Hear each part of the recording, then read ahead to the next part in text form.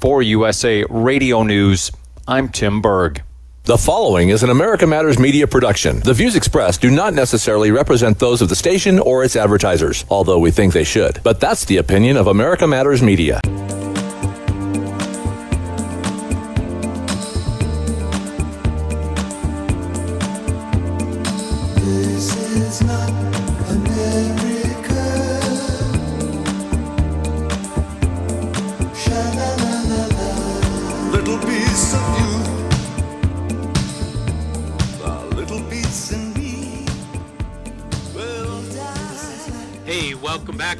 Truth to Power.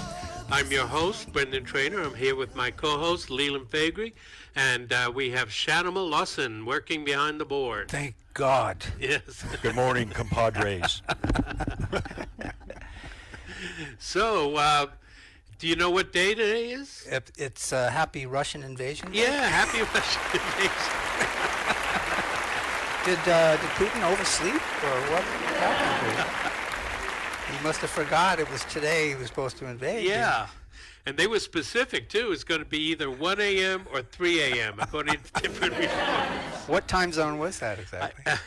I guess the Ukrainian time zone, but I guess the ground maybe didn't freeze like they thought it would, you know? Uh-huh.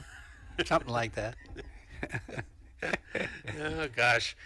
You know, it's nobody mentioned that Russia's been doing these exercises for 8 years now, and every year there's some kind of story about how they're going to, invade somebody, and this is the first time that they actually started predicting it to the extent that they did. You mean the sacred border? The sacred border. The Ukrainian sacred border? That we must protect at the cost of our young people's lives. Is that the border you're talking about? Yeah, the sacred border. Not the one here in this not hemisphere. The one or even the one in the north, right. Canada. Right. We'll get to that. Yeah. Boy, there should be egg on people's faces, but, they're just going to claim, well, we prevented it.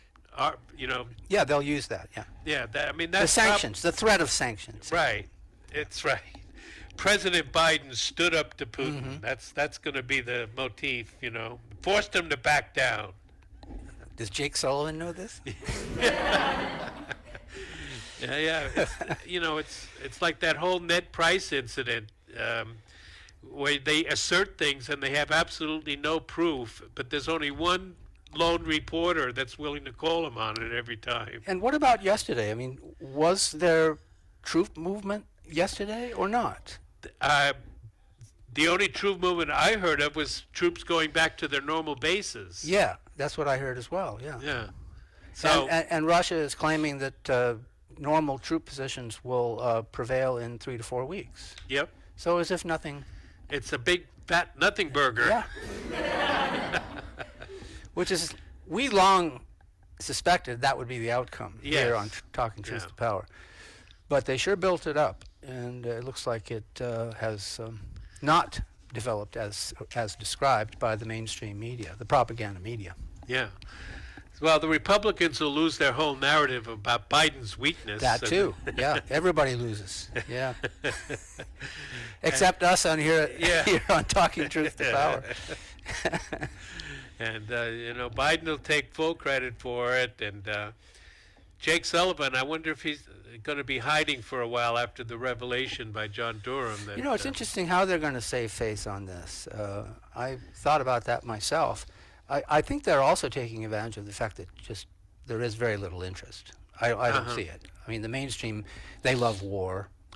They love pushing that narrative. But the person on the street, it never comes up in conversation. No. Even in Ukraine. Yeah. Well, they showed some pictures of volunteers from around the world coming to fight, but they didn't mention that they were all neo-Nazis recruited from all these countries. Right. That came, and they're training with wooden guns. Wooden guns? That'll supplement the pellet guns and slingshots that we sent them to defend themselves. They sure looked mean, didn't they?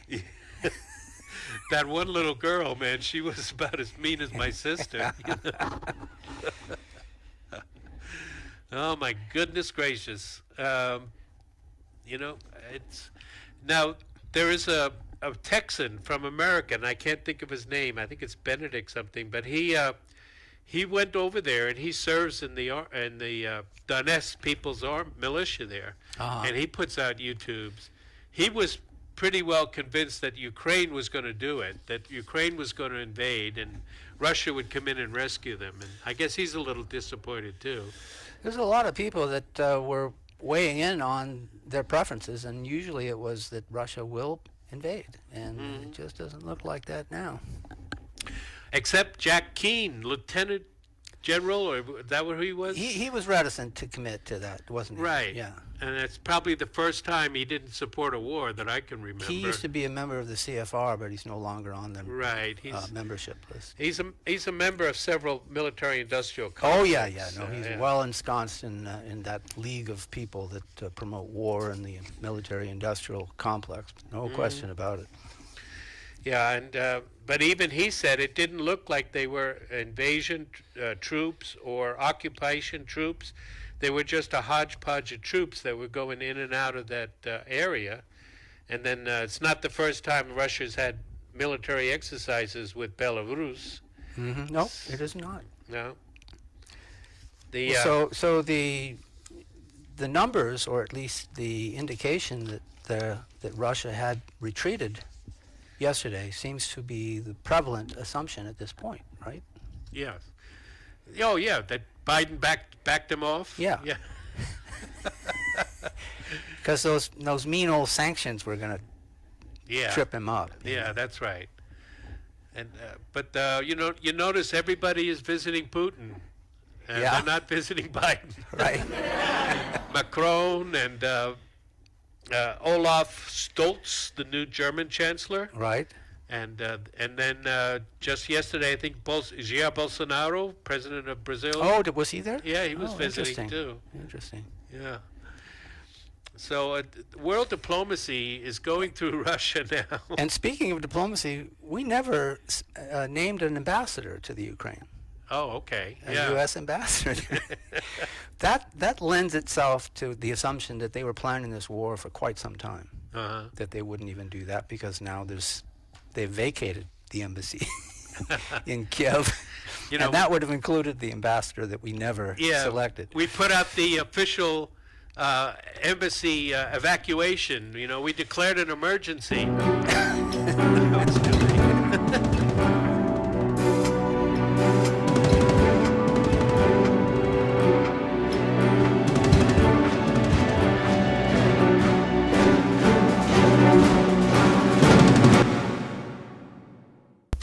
This is America Matters Media on AM 1180 KCKQ, a Lotus broadcast station. The power of radio since 1967.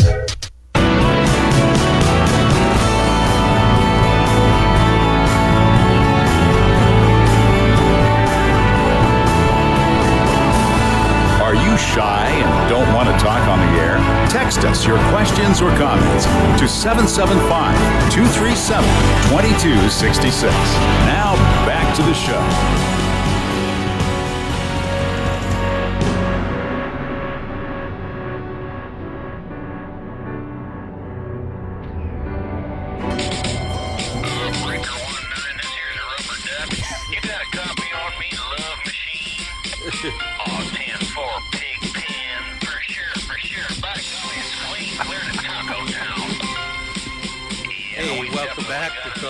Power, and we still have us a convoy up in the Great White North. Yeah, they're backing down at all. Yes, and that's more power to them. Boy, that something like that brings me to tears. I don't cry during, a lot of movies and stuff like that. But, you don't? No, but occasionally I do. Yeah, all right, I do cry. All right, I'm an emotional guy. Depends on what it is. But when people stand up for their liberty like this, and it's moving. It's very moving, and it has the attention of people around the world. That's just the way it is. It's a beautiful thing. Yeah. Yeah. Even members of the Canadian Parliament are shouting Trudeau down. Did you see that? Yes. Boy, I wish our Congress would do that, where the president had to come in instead of one State of the Union. He had to come in and face questions like these parliamentary governments do. Right, but parliamentary systems are different. Yeah. It's a little wilder. Yes. Fisticuffs, not necessarily, but they do happen. They get up and cheer and give the raspberry and everything. Right. That's fun. They are fun. Yes. But he didn't say much, and what he said was disgusting. I mean, and he basically hid. Oh, he's the definition of a beta male, isn't he? Yes. I mean, if there was ever a beta male, it's Justin Trudeau. He's right up there with Beto O'Rourke. Yeah, exactly. Comes from the same DNA, I think. Well, speaking of his DNA, you know that he has long been rumored that he is the illegitimate son of Fidel Castro. Does Pierre know this? Probably. Pierre was a swinger, but Margaret, he was like in his late 50s. So Pierre was a cuckold then, huh? Well, he might have gotten it on with somebody. I don't know if he got it on with Castro, but I mean, Margaret was in her 23 or something when she married him, and he was pushing 60, and they were a swinger couple. And that the thing is, they can't exactly pinpoint that she was in Cuba 9 months before his birth. Oh, okay. But they can. There is a strange. They were in the Caribbean, and then there's a strange notation that they visited a nearby island. That's all it says. Visited an island? Yeah. A lot of people do that. Yeah, visited a nearby island, which people are saying is Cuba. But I listened to an attorney that does facial recognition, and his hairline is the same. It's no widow's peak. It's straight across. His earlobes connect to his, face, just like Castro's, and then he has the same nose. And so it was that island. Yes, that island. I see. Yeah. Well, when I was traveling Canada many years ago as a drummer, Pierre was prime minister at the time. Right. It was really interesting to watch Canadian politics when I was up there. That was the only. That didn't come out on the CBC. No. That was the only other time they declared a state of emergency for the Quebec Liberation Front. The Quebecois. I was there for that vote. Yeah. It's fascinating. Yeah. But they were actually bombing and killing people. Mm-hmm. I mean, they're not like the peaceful truckers with unacceptable ideas. Well, that's why everybody speaks French up in Canada.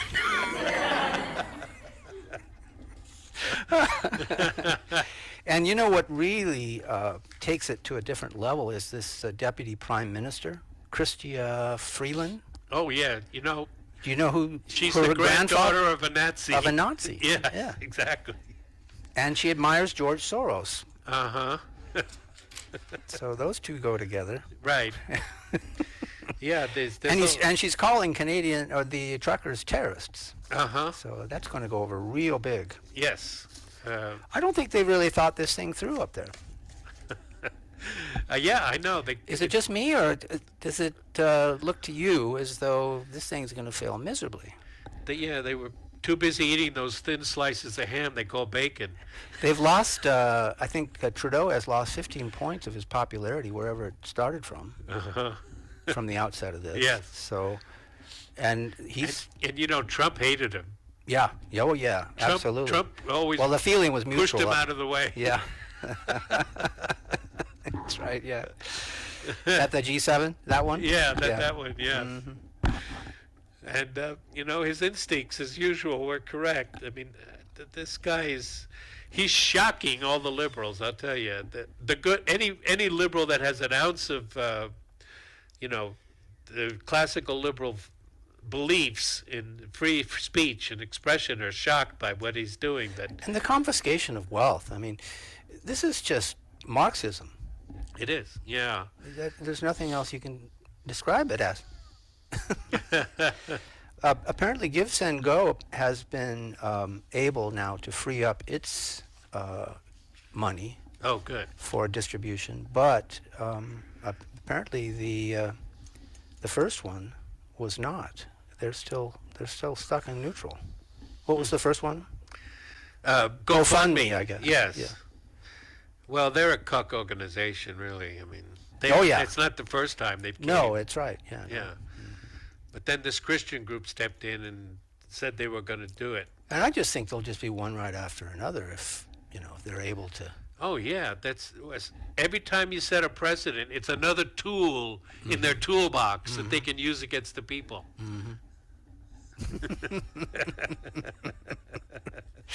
It gave Shanimal an opportunity to use those tubas. Yeah.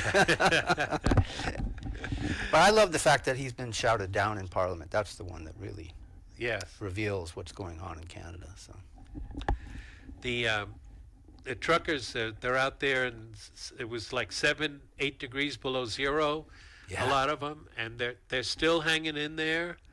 And the police chief in Ottawa had to resign over the way he handled it. now you remember when Trudeau said this? While many of us are working from home, there are others who aren't able to do that, like the truck drivers who are working day and night to make sure our shelves are stocked. So when you can, please thank a trucker for everything they're doing and help them however you can. Yes. Unless, of course, they do. What happened there? They have unacceptable thoughts, Yeah. or they're neo-Nazis and racists. Yeah, those mischievous truckers. And listening to them speak, they're very, articulate. And They are, yeah. I'm they're impressed not. by them. They're not asking for more democracy. They're asking for their freedom, and that's so rare these days. Yeah, exactly. I wonder if they have thought this through, because if they shut them down, they can't deliver product either. Yeah. So How's that going to? I know what are the Canadians going to do when their pantries start running dry? you Yeah, know? and it looks like that could happen. So. Yeah. But our convoy is getting ready also. Yeah. You saw that, right? Well, the DHS said they were going to disrupt the Super Bowl. Yeah. Not these working class people. They didn't disrupt the Super Bowl. No, they did not. But they're going to disrupt Washington. It's a good chance. But there's 1,000 U.S. truckers reportedly getting ready to head for D.C. And the last time this happened, you remember when it happened originally, the farmers, during the early years of the Carter administration. Okay. They drove they drove their farming vehicles 15 miles per hour, I think. Yeah, that's all into they go. D.C. because that's as fast as they go, Yeah. And when they were given what they asked for by putting on that demonstration, they turned around and left, and then Carter stabbed them in the back. These truckers are not going to forget that. No. That these politicians, they're all the same. None of them are any better than the one before them or the one that's coming after them. They're all two-faced. It's amazing.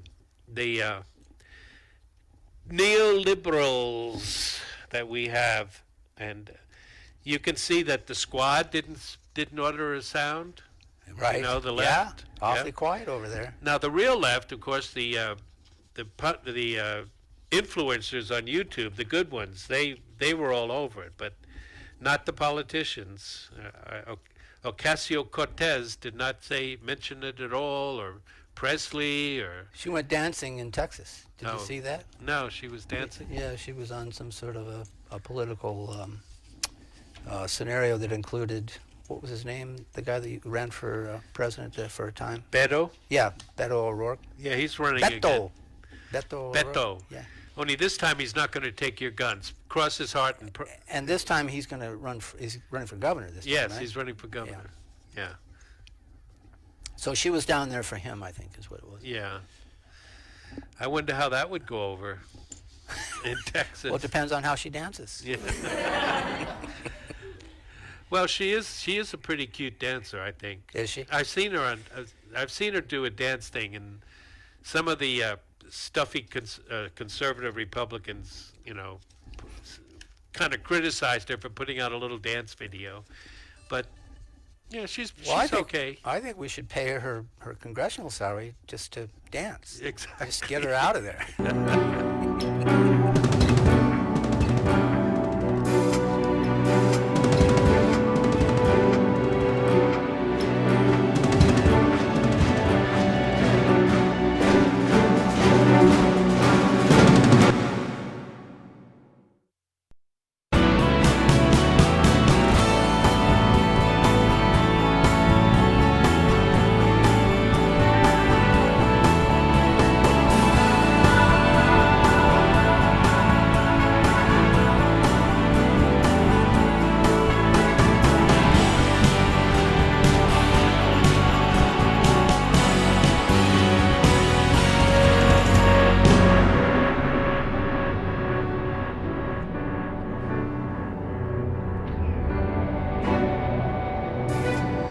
Welcome back to Talking Truth to Power. I'm your host, Brendan Trainor, and I'm here with Leland Faegre and Shannon Lawson behind the boards. And we are available worldwide on americamatters.us on the internet, streaming. And we have our Facebook page, Talking Truth to Power, which you're welcome to join. And in a podcast near you. Yeah, and then we're in all the podcast outlets, Talking Truth to Power. So we wanted to talk about Amir Locke. He's being buried tomorrow. He is the young black man who was killed in a no-knock raid in Minneapolis. And the thing is, I wanted to maybe talk about it last week, but we were waiting to see if the other shoe dropped, because so many times a countervailing story comes out and we find out that he was actually not such a good guy, a.k.a. George Floyd, etc.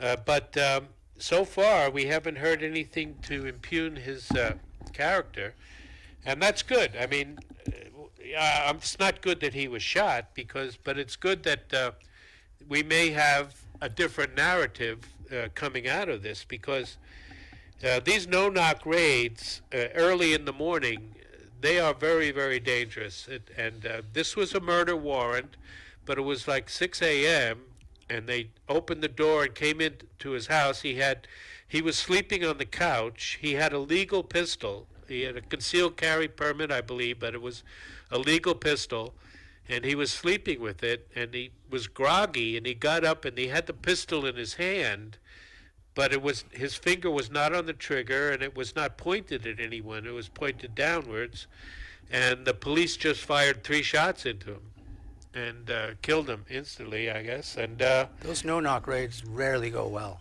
No, they don't. They really should be re-examined. Right, exactly. Reimagined. Isn't that what, Exactly. that's what the squad calls them? Yeah, and the NRA, if a black man is involved, the NRA rarely steps in and makes it a cause célèbre, which the major one was the case of Philando Castile. He was pulled over and with his girlfriend, and he told the policeman who was at the car door. Oh yeah, that he that he had a firearm, and you could hear him yelling, "I'm not reaching for it, I'm not reaching for it," and bang, bang, bang. That was also in Minneapolis, was it not? Or somewhere in the region. In the region there, yes. And his girlfriend is screaming, "You killed my boyfriend," and these things are just terrible. But I mean, you do have to. The other side of the ledger is in December there were at least 30 black on white murders that were pretty grisly. And the number of black on white murders is very high. And so that's why, you have to be a little bit cautious about talking about guns and gun control. Gun control with our black population. Gun control originated as a racist policy of the KKK to keep guns out of the hands of black civil rights activists in the South. And it's really only in the last few decades that gun controllers have focused on the assault rifle, which is the more popular among white people. Blacks usually like handguns as a rule, and whites usually. Although whites can have handguns. I don't think the Democrats know the origin of gun control efforts, do they? No. They're just completely, like everything else. They don't know the Democrats were basically the architects of slavery. Yes, exactly. So, well, to be fair, I mean, a lot of the Democrats were opposed to slavery, but they believed so much in states' rights that they had, and also because it was part of their coalition, obviously, the Southern Democrats, Yeah. But so it was a mess, but so is the the violence in America, but the NRA has got to do a better job of representing the legitimate Second Amendment rights of peaceful black people. Well, they're in kind of a state of disarray at the moment. Yeah, that's true. They're relocating, and they've lost financing, and so they're reinventing themselves basically. Okay. Well, it's going to take a while, I think. Yes. Still good to have their endorsement, but I'd rather have the Gun Owners of America. Yes, obviously. Yeah. The Gun Owners of America is a much better organization, much more focused, and And you got their endorsement, didn't Yes, you? I did, I yeah. did too when I ran for office. and the Nevada Pistol and Rifle Association also endorsed me. So, but the LaPierre wouldn't even take my call in Los Angeles. I called him one morning because he was on Larry Elder's show, and I talked to the screener and I said, I want to know why I'm not getting their endorsement in my campaign. That was the end of that call. Wayne LaPierre. yeah, they have consistently favored even Republicans that are weak on gun rights Yeah. over libertarians or other. But even where there is no Republican in a race, Yeah. they won't endorse the Libertarian. Oh, okay. That was the That's question even I was going to worse. ask him. Oh, There's yeah. no excuse for that. No, So he didn't want to take that call. no. Well, the thing about Philando Castile, I think, was that he had a minor pot record, or I believe that, and that may be why they Say it shied isn't away so. from him. Say it isn't so. Yeah.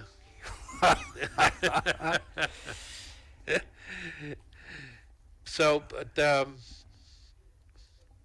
you know, black on white violence is also, to be fair and balanced, like Fox. I mean, that is also a thing, and it shows up in the marriage statistics too. Unfortunately, Yeah.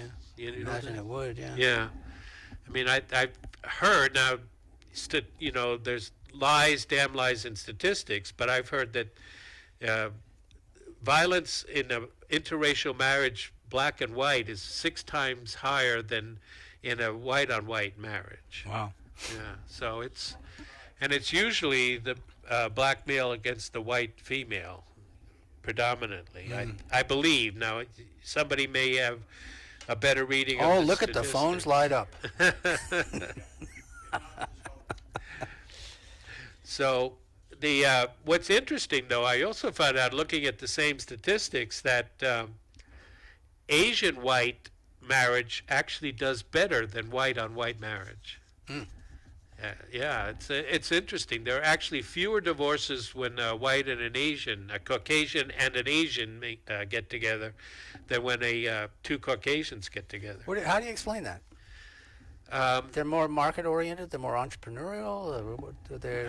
It's hard to tell right now. I don't know if anybody is really looking into it, but maybe it's those tiger moms that they take over the house, but they, you know, it is an interesting statistic. It is. Yeah, but the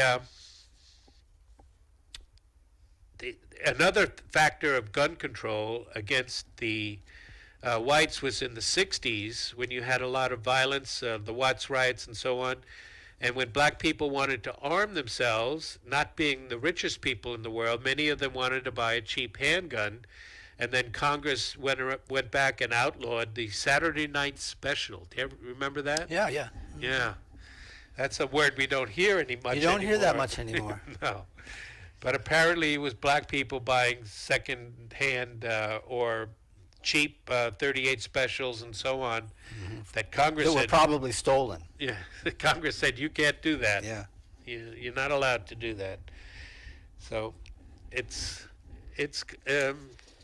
we're very sorry for this young man and his families. The funeral, I understand, is tomorrow, and maybe it will change not only the no-knock laws, or help influence public reaction against the no-knock laws, but also qualified immunity. I mean, the police should have used better judgment. And the one thing that I complain about the police sometimes is that, you know, they always claim that they feared for their lives, and so they'll shoot at people that have a cell phone or in their hands or some other bright, shiny object, and they immediately assume it's a gun and open fire. But Well, they go into these no-knock raids with about 10 or 12 of these policemen, don't they? Yeah, And they're not there by themselves. no, there were at least 3 or 4 in that. So unless he's got loads of folks inside behind that door, I mean, he's overwhelmed. Exactly. So, I mean, they could have almost jumped on him, I would think. I mean, they were right on top of the couch where he was lying. except that he had the gun in his hand. Yeah. Yeah. But still, they It's a They different claim- kind of lifestyle when you go to sleep with a gun in your hand, isn't it? well, there was nothing illegal about it. Nope, nothing illegal about No, and we haven't heard any, like I said, we haven't heard any character accusations against the young man. And I'm only saying that because so many times the left is, in the recent years, the left has made a martyr and larger than life about people that have, less than honorable or less than stellar character. And I don't know about this young man's total character, but so far I haven't heard anything negative about him. And the BLM lawyers, they're the ones concocting, these stories. So Oh, sure, yeah. that's why we didn't cover it last week anyway, because we wanted to let the dust settle a little bit. Right. Yeah. We did talk about it, but never went into it. I see in Pasaki's presser this morning that she's refused to answer any questions about Durham's investigation into Hillary Clinton's spy effort against Donald Trump. She won't even circle back?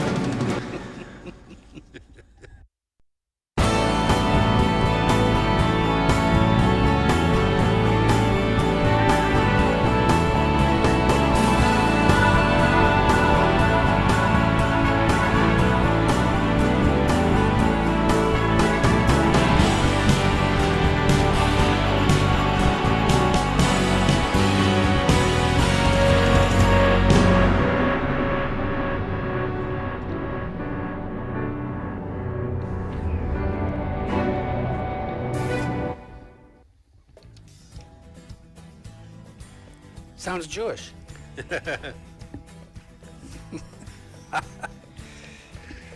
Well, welcome back, and it's time for another Jews in the News. But first we must give our Anti-Defamation League disclaimer that we know that Israel is the only democracy in the Middle East, and it's our greatest ally in the Middle East, and they don't throw gay people off of roofs No, over they there. don't. And whenever we observe Jews behaving badly, we must always remember that each and every time it's our always fault. our fault, yeah. Yes, exactly. It's a very popular segment. That's why we do it as often as we do. Well, we're going to profile Juliet Kaim. Are we? Yes. Okay. She was she happens to be a Lebanese ethnicity, but Jewish. And she's the one that issued the tweet calling for violence against the Freedom Truckers. Oh, yeah. Good. Yeah, she said, We're coming after you. yep, slash the tires, empty the gas tanks, arrest the drivers, and move the trucks. And she also called for, removal of insurance permits and imposition of fines. And a lot of people were concentrating on how are you going to move the trucks after you slash the tires and empty the gas. That occurred to me. And the thing is, she's an expert. She's an expert. She serves as the faculty chair of the Homeland Security and Security and Global Health Projects. So, too, she's the chair of both of them at Harvard's Kennedy School of Government, where she teaches in Homeland Security and Crisis Management. So that's how she manages she's an expert, yeah. crisis. Yeah.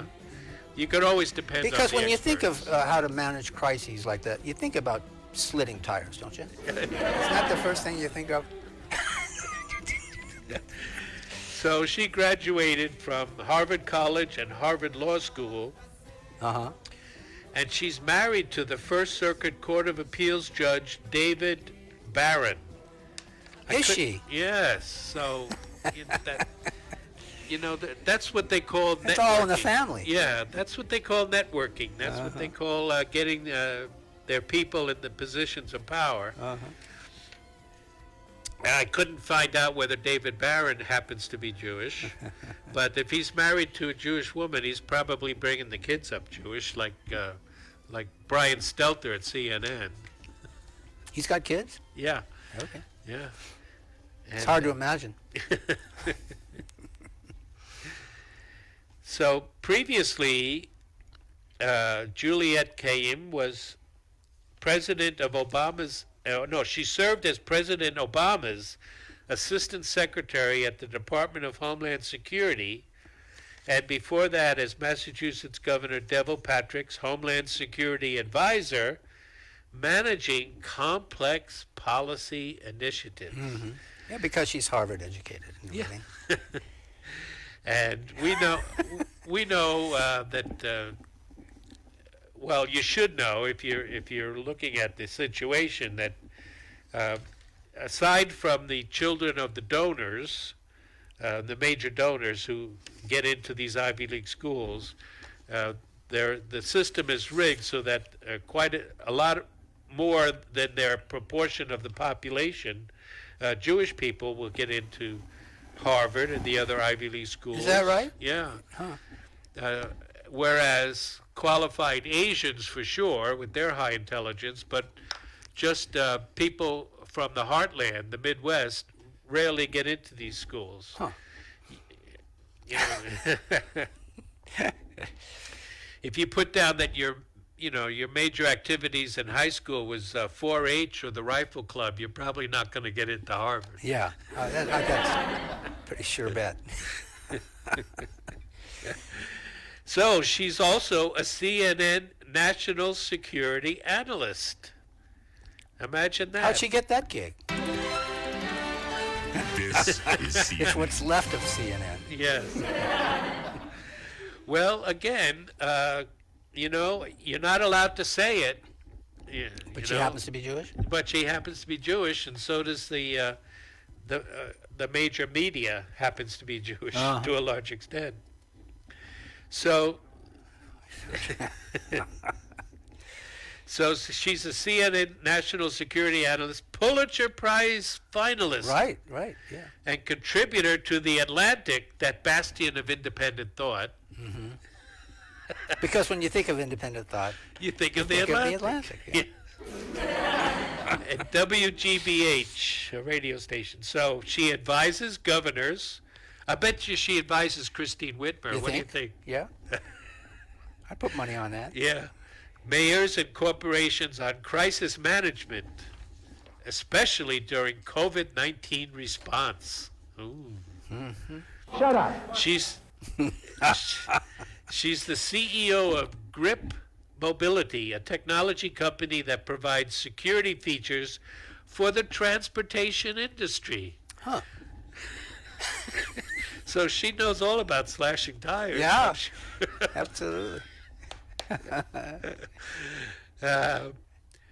She's Juliette, always called by the first name. Juliette is the author or editor of 6 books, including the best-selling book Security Mom. Ah, yes. Yeah. Where are you going, Mom? Going out to slash some tires. Slashing tires. When I need new tires, probably at the end of the year, I can probably get through 22 without getting new tires. Should I call her? She's probably got some. She probably could give you good analysis. I know. So The Devil Never Sleeps is her new book, How to Prepare When Disasters Are No Longer Random and Rare. So, we all have to be afraid of these disasters, and we have to listen to Juliette, because she's the expert. Yeah, that's right. So she lives in Cambridge, Massachusetts with her husband, who is, again, Judge David Barron of the First Circuit Court of Appeals, and he's also a Harvard graduate. And she also is a member of the Council on Foreign I've Relations. been hanging on the edge waiting for you to mention that. Otherwise, I was going to interject. It's a big club, Yeah. and you ain't in it. Nope, we're not in it. But she is. Yes, she's definitely in the club. And we got a couple of minutes. I was going to write about, talk a little bit about Hilaire Belloc. Okay. He's the 20th century historian, a Catholic historian. And during the interwar period, I believe it was, he wrote a book on the Jews in which he saw that throughout history, the interaction of Jewish people to the European society they live in went through a basic cycle. And he names the cycle of their interaction. He says, first it's welcoming. hey, let's bring the Jews in. The Jews will bring culture, sophistication. They're going to build hospitals and museums. There's going to be good jobs. Hey, welcome to the Jews. Sure. Yep. There's some, Then Who argues with that? Yeah. Yep. Then then disillusionment starts to set in. The culture seems coarsened rather than enriched. The sophistication is too often sophistry. The best new jobs all too often go to their fellow Jews. Huh. I think that's just coincidence. Yeah, it must be. Then there's a cycle of resentment. The Jews seem to have too much power, financial and political. The people's wealth is being transferred to them, rather than them contributing to the wealth of the populace. The country is less secure. The peasants and the honest Christian clergy begin mobilizing against them.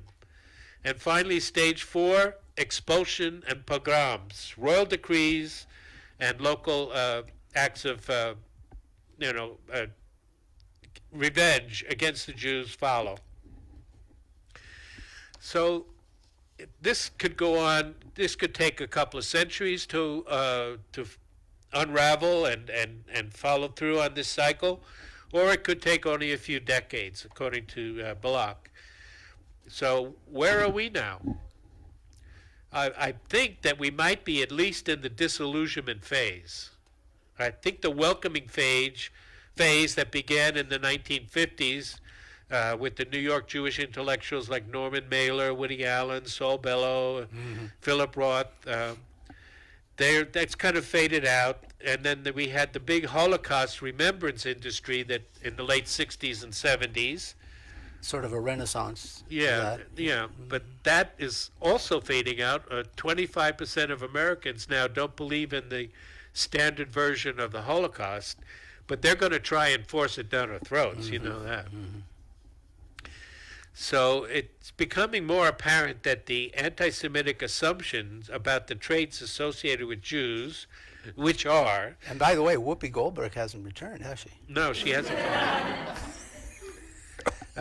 What are the tropes or traits that we're not supposed to mention about the Jewish people? Well, one is a special interest in money. Yeah. Ethnocentrism, high intelligence, psychological intensity, and aggression. Maybe these things have a basis in fact.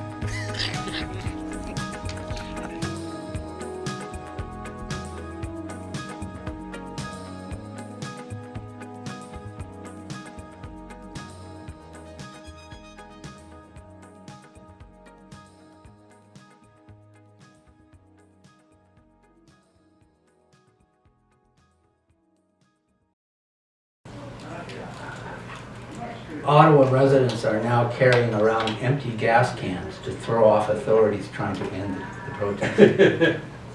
It shows them. Yeah, they're complaining about all the money they had to spend harassing these people.